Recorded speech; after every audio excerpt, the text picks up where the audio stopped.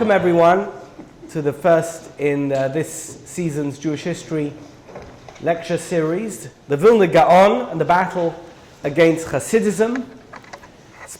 Tonight's lecture is sponsored by Robert Zeller and Nadine Gerson. They're here.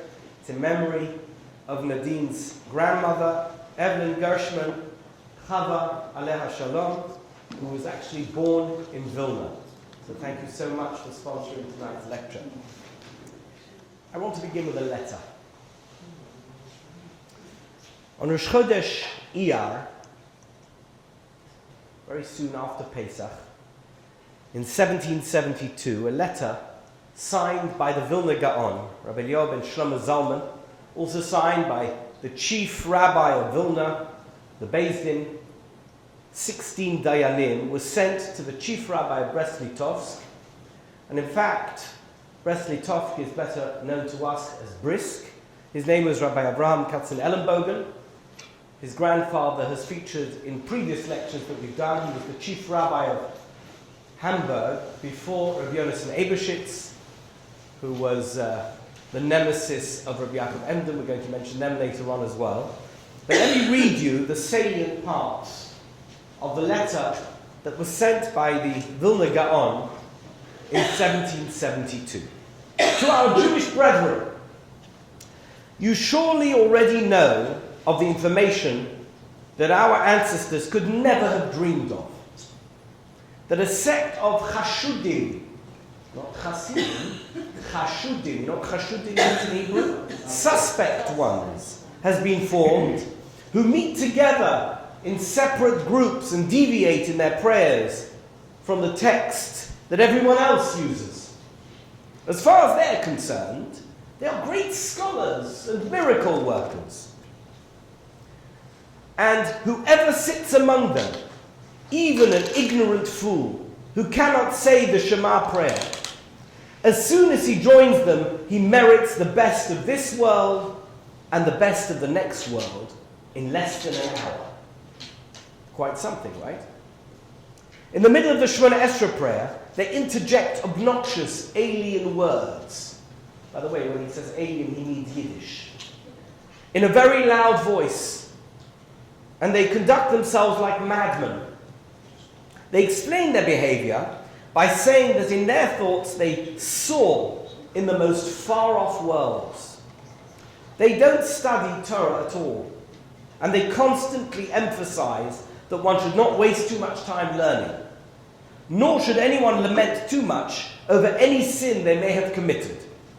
Other ugly deeds that they do have been fully described to us and verified by reliable witnesses. Unfortunately, in many places, they have succeeded in leading our youngsters astray. Every day is a holiday for them. When they pray, according to falsified texts, they make such a noise that the walls shake, and they do somersaults.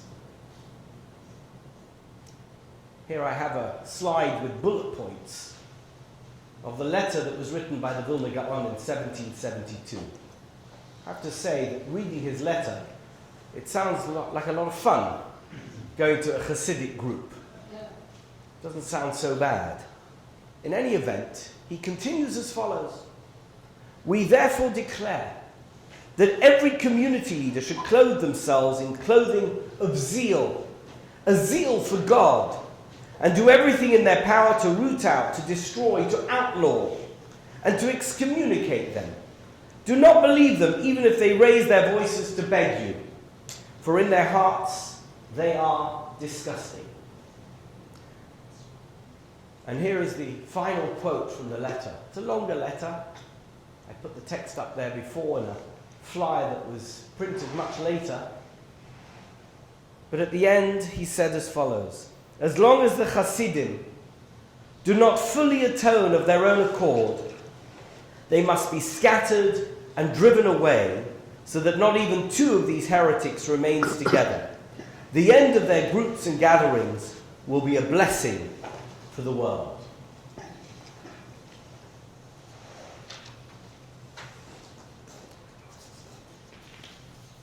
There is no question that the signatories to this letter, who included some of the most prominent rabbis of Vilna, possibly Lithuania, during that period, meant business. But why did they write it now? Why then? Why the Vilna Gaon? Why was the campaign against Hasidim so unsuccessful if it had so much firepower? Who were the Hasidim? And were the accusations true? And even if they were true, why were they so bad? The questions this letter raises need addressing, and it is this that I will attempt to do during the course of the lecture. First, let me share with you a short history of the origins of the Hasidic movement. In fact, the truth is, it's going to be fairly tough, because the origins of the Hasidic movement are shrouded in mystery. The founder of the movement was later promoted as a mystical miracle worker and a Kabbalist, and his name was Rabbi Yisrael Baal Shem Tov, and he was born in an obscure town with just over 700 residents in western Ukraine, in Podolya, that time part of the Polish Empire, called Okopi. At the time, more than 150 Okopi residents were Jewish, and the community was relatively wealthy and successful. I say relative because I'm imagining that area that being wealthy and successful didn't require too much. We know this. How do we know that they were successful? Because Rabbi Yisrael Baal Shem Tov was born in 1698, but was orphaned soon afterwards, and the local community took care of him. That means they clothed him, they schooled him, and they fed him. Although, actually, we don't know for sure that he was born in Okopi at all. Maybe he was born in Tlust, 50 miles away from Okopi, and maybe it wasn't 1698, it was 1700. And as it happens, there's almost nothing that we can say for sure about the Baal Shem Tov during those early years, and even much about his later years cannot be said for sure. He emerged from complete obscurity, and besides for a few select followers, the Baal Shem Tov remained relatively obscure throughout his life. He did not come from a famous rabbinic or well-known wealthy Jewish family, and he was never the rabbi of a prominent or even lesser-known Jewish community. He did not correspond with the great rabbis of his day, nor did he publish any books of Torah or original halachic material that one would expect a rabbi to write and publish during the course of his life, particularly a prominent rabbi. The first biography to be published about the Baal Shem Tov appeared more than 50 years after he died.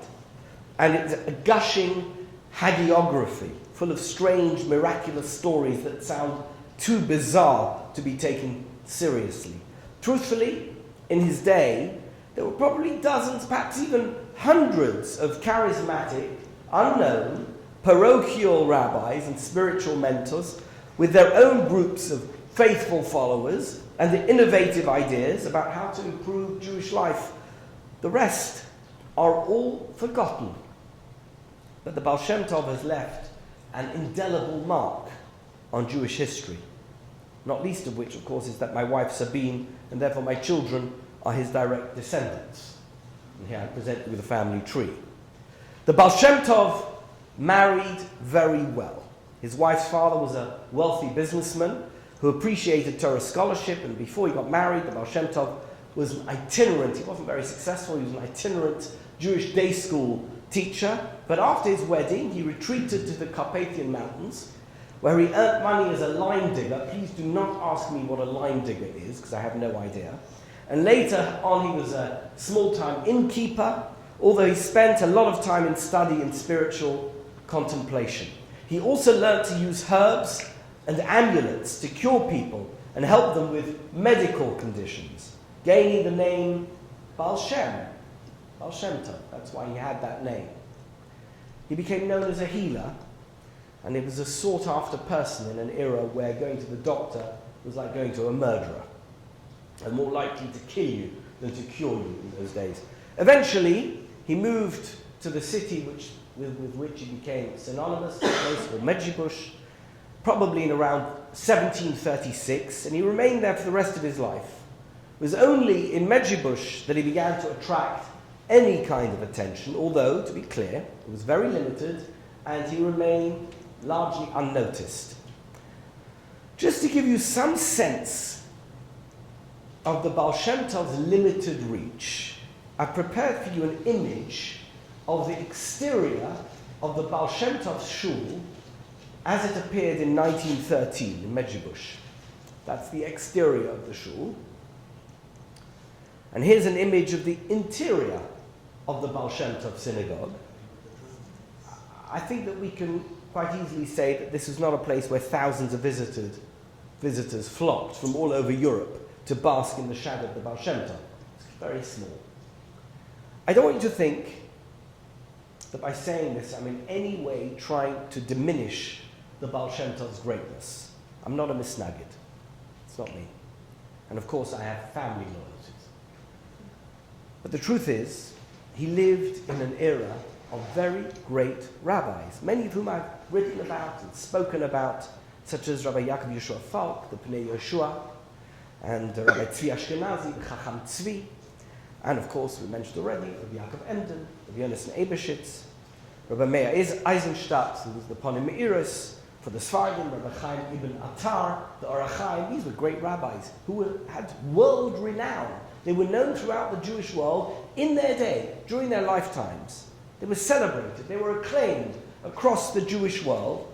But the Baal Shem Tov did not make that kind of impact, and had it not been for the spread of the Hasidic movement after he died, he might have remained obscure or been entirely forgotten. So, what is it that the Baal Shem Tov started, and how did his innovative ideas explode onto the scene in the latter years of the 18th century? Historians, I'll have you know, have been arguing about this for more than 150 years. And I don't want to presume to know better than the many eminent academics who have weighed in on this topic, but let me suggest the following. There are two kinds of revolution. One kind is based around a charismatic leader who emerges like a phoenix out of the ashes of disintegration, disappointment, discord, collapse, and misery. And he leads the masses in a revolution that revives their spirit and changes their world completely. That's one kind of revolution. In the Torah, we have Moshe Rabbeinu, Moses, who led us out of Egypt to Mount Sinai, and then on to the Promised Land. We have King David, who restored Jewish pride and Jewish territory. We have Judah Maccabee, who led a rebellion against the might of the Greek army. In modern secular history, we have a range of revolutionary figures, some good, some bad, who fit this particular mold of the radical but very charismatic revolutionary. Lenin, Gandhi, Mandela, Castro. But there's another kind of revolution that is not based around a charismatic personality. It is a slow-burning revolution of the masses that ultimately results in grassroots changes which defy pre-existing norms. We all witnessed such a revolution when, just over 30 years ago, the Berlin Wall came down. There was no revolutionary leader encouraging anyone to tear down the wall. The world had changed, and the wall came down. The issue with Hasidim and Hasidism is that it is usually painted as the first kind of revolution, the brainchild of a charismatic leader who led a revolution of the masses. But actually, if you read between the lines, it was a revolution of the people. The world had changed. They wanted to tear down the Berlin Wall and reclaim Judaism for themselves. The Baal Shem Tov and his circle were a convenient lightning rod for the revolution that was already taking place. That is why the Baal Shem Tov's impact during his life is almost marginal to the real story, to the whole story, which was the wildfire success of Hasidism after he died. And that is why opposition to Hasidism never materialized during his lifetime, only emerging 12 years after he died, when the Hasidic revolution hit Vilna and the surrounding areas. So what is Hasidism? First, let me tell you what it isn't. It's important to know what it isn't. The essence of Hasidism is not represented by the very structured, very conservative, very conformist Hasidic Jewish communities of Brooklyn and Jerusalem and anywhere else where you've come across Hasidim. At its essence, Hasidism is based on free-spiritedness and a certain kind of anarchy that rejects conventions. Its earliest practitioners embodied this ideal. The Baal Shem Tov wore ordinary clothes and mixed with ordinary people. Instead of set-piece and carefully scripted formal speeches to Talmudic scholars and rabbinic scholars, the Baal Shem Tov and his circle used Shabbat meals and other festive meals as an opportunity to share Torah with each other, using a more freewheeling style and discussing esoteric concepts and the emotions behind religion, rather than legal principles and complex concepts that soared above the heads of the common man. As a result, Hasidism evolved into a movement that venerated its own leaders, not the rabbis of the town in which they lived. The people were looking for inspiration, not remote scholars. Hasidic leaders embodied spirituality. They were holy people, like Moses and King David, like the holy rabbis of the Talmud. And just like Moses, they had a closer connection to God and could pray to God on behalf of their followers. And as a result, Hasidic teachings cherished sincerity in their leaders over scholarship, and holiness over Torah study, also because this meant that unlearned people could become equal to a scholar. Pray hard. Be sincere. Do mitzvahs. Devote yourself to a holy man, and you can soar to the greatest heights. These were all ideas that, of course, originated in Lurianic Kabbalah, the teachings of the Arizal and his circle in Safed and Tzfat that we spoke about at my lecture last year. But rather than confining these ideas and ideals to small, secretive groups of initiates, the Baal Shem Tov and his friends and students stressed that everybody could embrace this system and shake up Judaism, giving a moribund religion that survived in a sea of Gentile hatred a new vitality, a new flavor, a fresh edge. The harsh, unforgiving Judaism of fire and brimstone was replaced by a Judaism marked by optimism, encouragement, joy, and fervor. Now, in the process, Hasidism added certain things to the required standards of ritual observance, but at the same time it relaxed others. Communal gatherings used singing and storytelling as forms of mystical devotion. In this way, Hasidism responded to the burning desire of the common people in the simple, stimulating and comforting faith it awakened in them. Scholars were also attracted to Hasidism, disappointed at the emptiness of pure intellectualism. They also wanted to learn selfless humility and simple sincerity from the common folk. And in reality, despite the cosmetic differences in rituals between Hasidism and non-Hasidism, Hasidism was never about ritual reform. It was really about a deep psychological change. It was not about changing the belief, but about changing the believer. The traditional commitment to Jewish study and scholarship was not abandoned, rather it was spiritualized. Learning Torah, just like praying, made you holy and brought you closer to God. When the Baal Shem Tov died in 1760, he left behind a small but very committed group of disciples. Two of them would prove to be very important, as they were the ones who carried the revolution to the people, each in their own way. The first was Rabbi Dunner, the Maggid of Mezritch, who was both a charismatic leader and a brilliant organizer. He set up a court, like a nobleman, in a place called Mezritch, where he received visitors and presided over events and gatherings. He also dispatched ambassadors across Eastern Europe to establish Hasidic circles and communities wherever they could. There exists no contemporary account or description of the Baal Shem Tov by any objective observer or outsider. But we do have a fascinating account of the court of the Mezritch Maggid by a very curious fellow, a man called Solomon Maimon. And that's how he was later known. And in this later iteration, Maimon was renowned as a brilliant philosopher in the circle of Moses Mendelssohn. And he wrote countless books that continue to be studied to this day.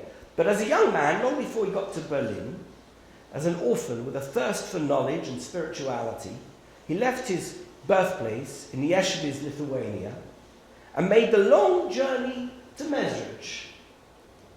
Many, many years later, long after he had completely abandoned his observance of mitzvahs, and long after the Mezritch Maggid had already passed away, he recalled his first impressions of Mezritch in his autobiography. I'm going to read you a small excerpt of his description of Mezritch, probably in the 1760s. I had a burning desire to join the new group. With bated breath, I made my way to distant Mezritch, the home of the Rebbe, Rabbi Dunner. On the Sabbath, I came to a magnificent feast. In the Tzaddik's house was a group of distinguished people from various regions. Later on, the Tzaddik himself appeared in all his glory. A distinguished-looking man, he aroused awesome respect in all the hearts of all who beheld him. He was dressed in white satin, with white shoes. Even his snuff box was white. After he greeted his guests, we sat at the table. Throughout the meal, a holy silence pervaded. Afterwards, the tzaddik began to sing an uplifting melody. He placed his hand on his brow in contemplation, and then he identified each guest by name and hometown. We were amazed. The tzaddik asked each one of us to say one verse from the Bible. He then proceeded to give a sermon, skillfully combining the various verses into what he said. Even more astoundingly, in the part of the discourse related to our respective verses, we each discovered specific allusions to our private lives and thoughts. This amazed us very much. Even all those years later, this is what Maimon said, it was the freewheeling spontaneity and the earthiness of the Hasidic approach that stuck out in Solomon Maimon's mind. The variety of different people, the singing, the extemporizing. And it is exactly this that began to annoy more traditional elements of the community as the movement slowly began to spread around Europe, and small groups of Hasidim began setting themselves up, echoing the style of the Mezritch Maggid, who had claimed for himself the leadership mantle of the mystical founder of the movement, the Baal Shem Tov. The oppositionists, by the way, that's what the word Mitnagdim means, considered the freewheeling style of Hasidim and their lack of concern for conventions to be the beginnings of a heretical movement, and convinced themselves that Hasidism was the latest manifestation of the false Messiah movement of Shabtai Tzvi that had caused so much disarray and confusion in Jewish life a century earlier. There was also another pseudo-messianic movement that had emerged in the mid-18th century, centered around a charlatan called Jacob Frank. And despite the fact that the Baal Shem Tov played a critical role in discrediting Frank, many feared that Hasidism had developed strong links with Frankists, who unquestionably heretics and very dangerous people, and that they were all part of a united danger threatening normative Judaism. Just to be clear, there was not really much of a difference between Hasidim and Mitnagdim. I think it's important to know that. All of them, the ordinary ones, not the rabbis, the ordinary Hasidim and the ordinary Mitnagdim, were Jews eking out a living in a hostile Christian world, speaking Yiddish to each other, praying to God in Hebrew, believing in one God, praying 3 times a day, eating kosher, observing the laws of ritual purity. The difference was purely one of approach. Tradition had determined that Jews stick very closely to the strict guidelines of halakha, and those who excelled as Jews focused that excellence on the highly intellectual study of Talmud. The idea that either of these aspects of Judaism could be compromised or substituted was seen by the Mitnagdim as dangerous heresy, a radical deviation from tradition that could result in the wholesale destruction of Jewish life as it had been built up over centuries in the diaspora. So, what triggered the public pronouncement issued by the Vilna Gaon that I began the lecture with was a meeting that was organized by followers of the Maggid. And at that stage, this was a very loose collection of individuals in different places. They came together. It was certainly not a movement or a sect. They wanted to pool their resources to tackle the growing voices of opposition to what they were doing. And that, of course, is the greatest irony of all. The Hasidic movement, or sect, as the Mitnagdim called them, didn't exist until they were opposed by the Mitnagdim. It was the opposition that forced them together so that they could defend themselves against those attacking them. And the more they came together under one umbrella, the more the Mitnagdim felt the need to oppose them. Yes, the Mitnagdim created the Hasidim, and the Hasidim created the Mitnagdim. It's a tale as old as time. Another popular myth is that the conflict between Mitnagdim and Hasidim tore apart the Jewish communities of Europe in the latter decades of the 18th century. No such thing happened. It's a myth. It's not true. Besides for the concerted campaign by the Vilna Gaon and his supporters in Lithuania, and some associated efforts in Galicia, there were no bans against Hasidim, nor was there a huge growth of Hasidic groups.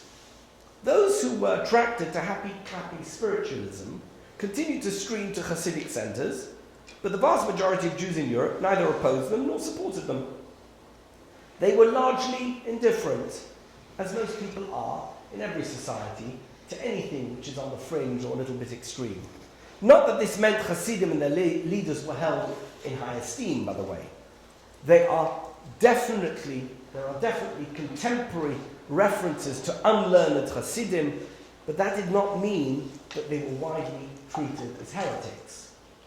Which begs the question, why was the Vilna Gaon so opposed to Hasidim? Let's quickly take a look at who he was and why he was such an important rabbinic personality during that period. His biography is pure hagiography. Born in 1720, he apparently knew Tanakh by heart at the age of 4. Started studying Talmud at the age of 7. Knew the Talmud by heart by the age of 8. Outpaced his teachers by the time he was 10. Studied and mastered astrology, math, science, algebra, geometry on his own, in his spare time, and started studying Kabbalah immediately after his bar mitzvah. In his late teens, he wandered anonymously from place to place in Europe. He never took an official position in the rabbinate of Vilna, nor anywhere else, and spent most of the remainder of his life in seclusion, praying, studying, and writing. His reputation spread, and visitors and correspondents poured to him from across the Jewish world. He inspired people with his clarity and with his devoutness. When he died in 1797, he was acknowledged as one of the most outstanding rabbinic figures of Europe to have ever lived. I can't tell you how much of that is true or how much of that was made up after the fact. It's not important. That's the biography that we're presented. So why was the Vilna Gaon so opposed to Hasidim? Some scholars want to suggest that he was simply misinformed about what Hasidism actually was, and his opposition was a result of this misinformation. That possibility, I have to tell you, cannot be dismissed. As anyone who has ever visited a prominent rabbi knows, the rabbi's view of the outside world is totally filtered through his handlers, who carefully manage who comes in to see him and what they say.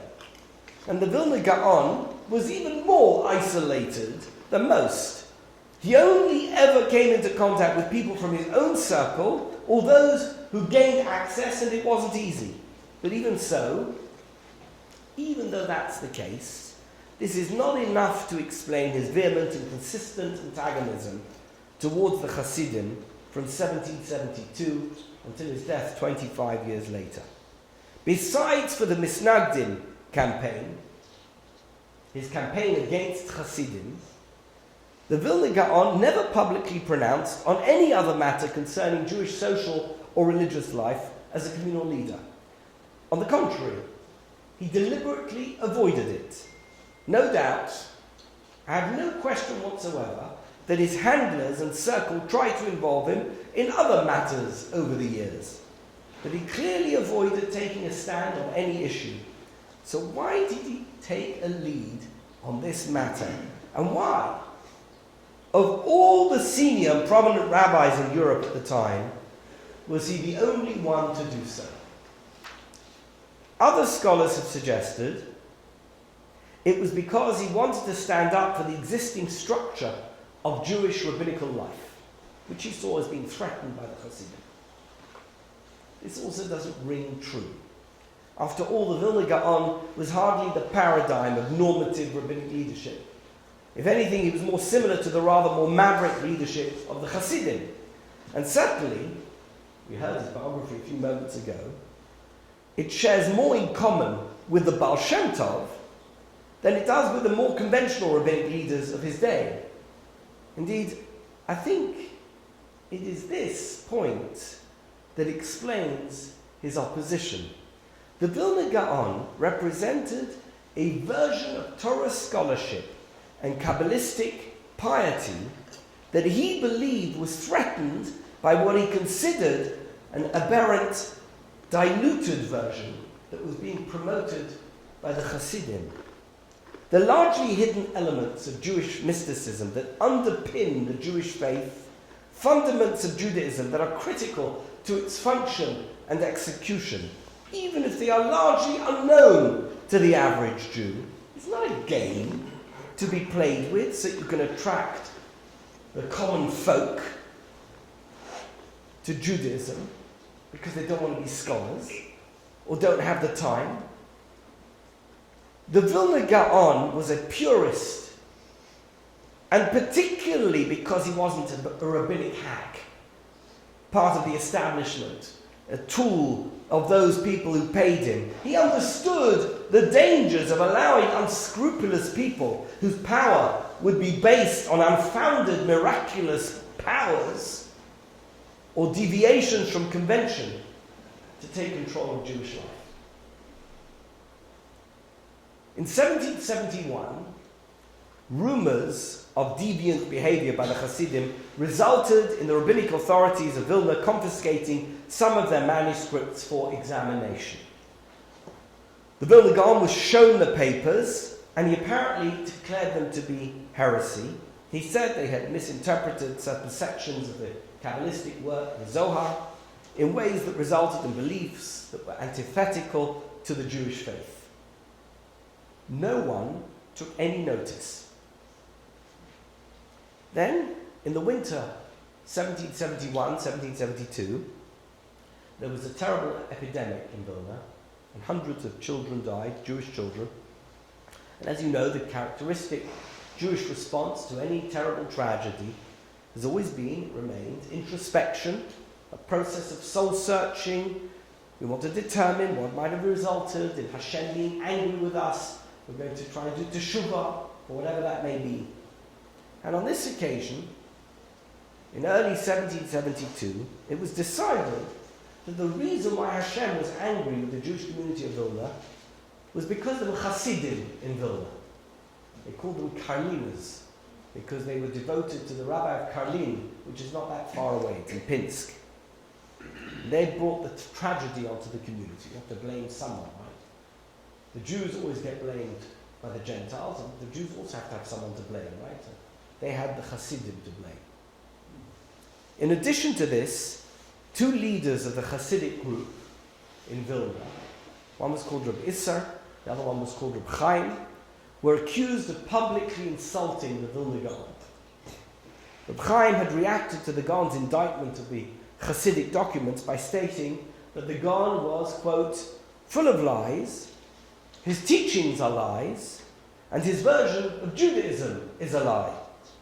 Rav Isser's insults are not recorded by history, but I can assure you they were probably of a very similar nature.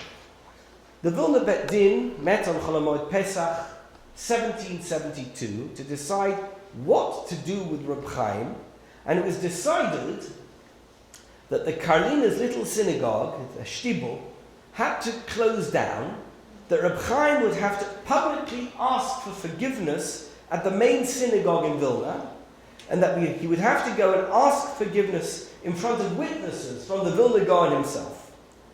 Remarkably, Reb Chaim complied with these demands. He visited the Gaon's house accompanied by 10 witnesses, and the Gaon, who was usually very quiet and soft-spoken, shouted at him and berated him, not, he said, for the personal insult, but for defaming God and the honor of the Torah, a sin, he said, only death could expiate. Soon afterwards, Reb Chaim left Vilna in complete humiliation and was never heard of again.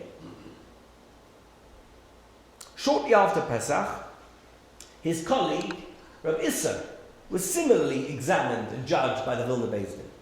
His transgression was deemed to be even worse, as he apparently owned Hasidic manuscripts that mandated the deviant practices, such as wild movements during prayer, like somersaults and the use of Yiddish exclamations, "Oy vey," in the middle of davening, as a way of intensifying prayer. At this stage, the Gaon was in no mood for compromise.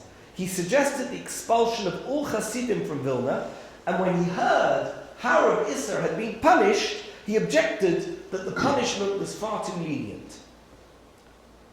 To us, the punishment hardly seems too lenient. All the Hasidic manuscripts in Vilna were publicly burnt. On a particular day, all the synagogues in Vilna were closed, were shut down, except for one, the main synagogue, and at a prayer service that was attended by every member of the community, Rabbi Isser publicly withdrew his comments, disavowed his Hasidic beliefs, and recited a formula of repentance. Additionally, letters were sent out to warn other communities of the iniquities of Hasidim. Doesn't sound very lenient, but the Gaon wasn't happy. And we don't like the Vilna Gaon to be unhappy. If you're the Vilna rabbinate, he's after all very senior. He's not satisfied, so as a result of the disappointment of the Vilna Gaon, Rabbi Isser was also flogged. And then he was incarcerated in the community jail. When I read this, I was thinking to myself, I'm not aware that in Los Angeles we have a community jail. Are you aware of a Jewish community jail here? It would be a very useful tool, don't you think? In any event, he was incarcerated in the Jewish community jail for a week. And even this was too lenient as far as the Vilna Gaon was concerned, and it was against this background that the letter I read to you earlier was sent to the chief rabbi of Brest-Litovsk. This Reb Chaim and Reb Issa episode was followed a few months later by the death of the Mezritch Maggid. And perhaps the Mitnagdim thought the threat of Hasidim had been halted in its tracks. But 8 years later, in 1780, the second significant associate of the Baal Shem Tov published the first purely Hasidic work, and the volcano erupted all over again. Rabbi Yaakov Yosef Katz of Polonnoye had been a classic rabbi, very much part of the establishment, a scholar of Talmud and Halakha. But in the early 1740s, he came into the orbit of the Baal Shem Tov and was smitten, immediately smitten. As a result of this association, mainly because his attitude changed, or perhaps, this is my own speculation, because he spent too much time visiting his new teacher, he lost his job as the rabbi of Shargorod, and eventually, after much toing and froing, he became the rabbi of Polonnoye. The book he published in 1780 is called Toldos Yaakov Yosef. We have here an image of the title page. And on the face of it, it was a standard rabbinic work. It contained Divrei Torah on the portions of the week in the order that they appear. It's a standard format. We still use the same format to this day. But this book was very different from the norm. After the Baal Shem Tov died in 1760, and for the next 20 years, while the Mezritch Maggid and his followers were setting up Hasidic centers across Europe, Rabbi Yaakov Yosef of Polonnoye had carefully collated all the notes and stories of the Baal Shem Tov that he put together during his teacher's lifetime and edited them into a coherent, organized, powerful manifesto for followers of this alternative system for traditional Judaism that had come to be known as Hasidism. He explained the concept of a holy man, the tzaddik, being the center of Jewish life, rather than a rabbi employed by the community. He shared the ideas of enthusiastic prayer and of embracing your human self as opposed to trying to become an angel devoid of material desires. But besides for gushing enthusiastically about the Baal Shem Tov's innovative ideas, he also condemned the establishment for promoting Talmud scholarship and mindless halachic conformity as the only perfect model of Judaism. This book, once again, ignited the Vilna Gaon against Hasidim, and this time he issued an even more severe letter against the Hasidim, in which he said, I'm reading you a quotation from the letter, and here is an image of the document itself. I write to you regarding the book which the rabbi of the community of Polonnoye, Yaakov Yosef, has written. His purpose is to entice all of Israel to walk in the ways of the followers of the Baal Shem Tov, but they do not walk in the path of our holy Torah. Their main goal is to destroy the study of Torah, whether it be the Talmud or Kabbalah, which they claim are unnecessary. This book is fit to be burnt. The mild-mannered Vilna Gaon encouraging book burning, and burnt it was, in several communities. In fact, as a book collector I can tell you, it remains one of the rarest late 18th century first edition rabbinic books, and when it does appear at auction, it sells for tens of thousands of dollars, while other books from this era can be obtained for a couple of $100. The letter from the Vilna Gaon was followed almost immediately by an all-encompassing ban on Hasidim endorsed by the Vilna Gaon. You were not allowed to marry Hasidim, nor pray with Hasidim. Their bread was forbidden. It's treif. You mustn't eat their bread. Their wine, you're not allowed to drink their wine. They had to be ejected. They had to be banished. But if the first ban was ineffective, this one was even less successful. Although other communities besides Vilna officially adopted it, Hasidic groups continued to operate openly, to proliferate, and seemingly to thrive. I want to end today's lecture with the final anti-Hasidic episode involving the Vilna Gaon, which took place in the year 1796, and which actually started off quite comically. It demonstrates the newfound confidence of the Hasidim, who despite 25 years of organized opposition, continued to grow and expand into new territory, unhindered by the formal and intense opposition of the greatest rabbi of the day. It appears that by this time, the Hasidim felt enough confidence to even make fun of the Vilna Gaon and to make him look ridiculous. Now, on several occasions in the past, rumors had emerged that the Vilna Gaon had retracted his hostility towards Hasidim. Rumors that were always denied. One day, the ailing and elderly Vilna Gaon, by now he was in his late 70s, was informed that there was a man who was visiting communities in Germany together with a little boy holding his hand, and that the man was masquerading as the Vilna Gaon's son. And he would arrive in a community, look really depressed, sit at the back of shul, was very reluctant to talk.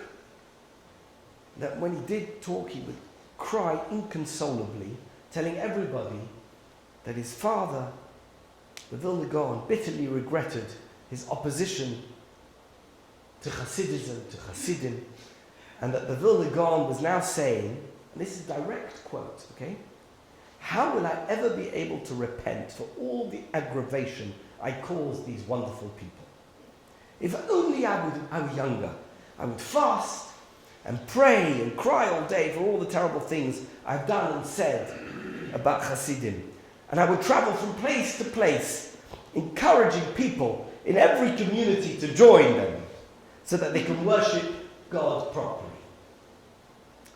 And we don't know who this man was, nor the child, nor why people were so gullible that they believed him.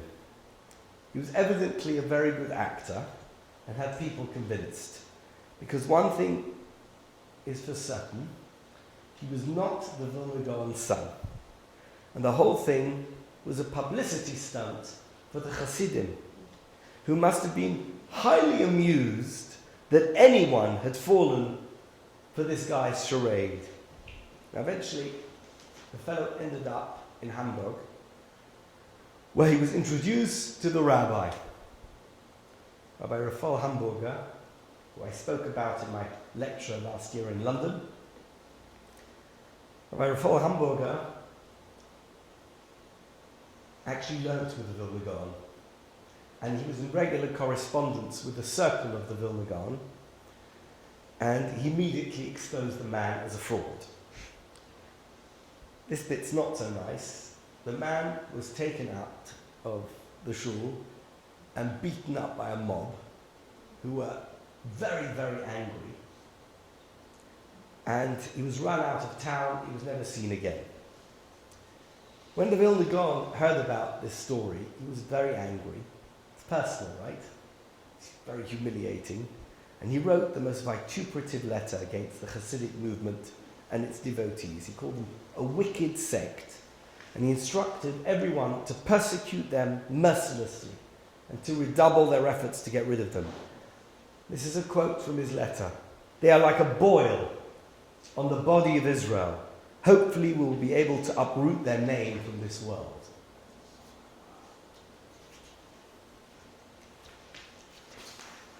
The Hasidim smelt blood, and a group of them from Minsk published a letter which claimed that this latest letter of the Vilna Gaon was a forgery. And he'd never said any of the things that were written in it. Immediately, the Gaon issued an even more aggressive letter, and he wrote as follows: "It is impossible to recall all the sins of the Hasidim in writing," he wrote, "as there is not enough paper to write them all down. They are guilty of misleading the common people and leading them like lambs to the slaughter," he added. "Satan has forced his way among the scattered flock of Israel and caused confusion among them." But the Vilna Gaon was far from confused. In fact, he was infused with certainty. These idiots who have sown so much evil should be publicly reprimanded with whips and scorpions and brought to reason. No man among you shall have any pity on them. But within a year, the Vilna Gaon was dead.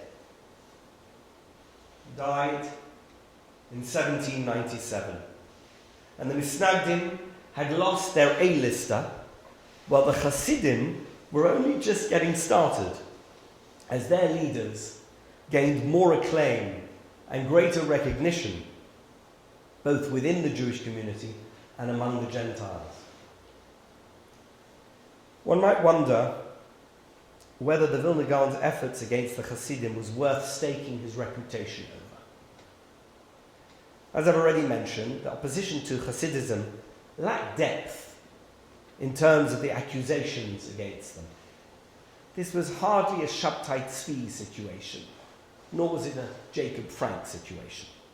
Groups of people davening louder than they should, singing merrily, drinking a bit of vodka, focusing on esoteric aspects of Judaism rather than clinical intellectual Talmud study, cannot easily be construed as heresy, even if you don't particularly want to join that kind of group or do that kind of stuff. And no testimony ever emerged of serious aberrations, as was the case with many of the other crazy stories that peppered the 18th century that I've covered in my book and in some of my lectures that you've attended. But perhaps the Vilna Gaon's opposition did do more than can be easily proved from historical events. Perhaps some of the wilder elements of Hasidic behavior and practice from that early period were reined in. Perhaps their trajectory out of normative Judaism would have happened in the generations that followed, but was diverted back towards acceptable behavior as a result of the checks and balances that the Vilna Gaon insisted upon, even if the checks and balances that were used were not quite as extreme as he was hoping for. What is certain is that the lack of Jewish learning and knowledge among ordinary Jews was something that the Vilna Gaon realized needed to be addressed, which was why his foremost student, Rabbi Chaim of Volozhin, founded Volozhin Yeshiva, the powerhouse institute of Jewish learning that was open to students of any background. And of course, Volozhin Yeshiva will be the focus of my next lecture. But for tonight, that's all there is. Thank you.